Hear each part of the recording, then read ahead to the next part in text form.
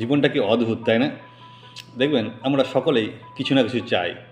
যেমন দেখবেন যে গরিব, যার কাছে টাকা নেই, সে সব সময় তার মাথায় চিন্তা যে কী করে অর্থ ইনকাম করব, আরও অনেক অনেক টাকা চাই, অনেক ধনী হতে চাই।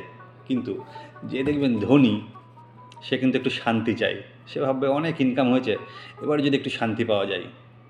ঠিক দেখবেন যারা ছোট আছে তারা দেখবেন একটু বড় হতে চায়, যে বড় হলে ভালো ড্রেস পরবো, বড়দের মতন অ্যাটিটিউড হবে। কিন্তু আমরা যারা বড়, তারা চাই যে আমাদের ছোটোবেলাটাই বেশ ভালো ছিল, আবার যদি ছোটোবেলাটাই ফিরে পাওয়া যেত।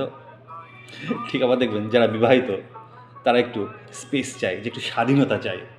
কিন্তু যারা অবিবাহিত, এখনও বিয়ে হয়নি, তারা চায় যে বিয়েটা হলেই ভালো হতো।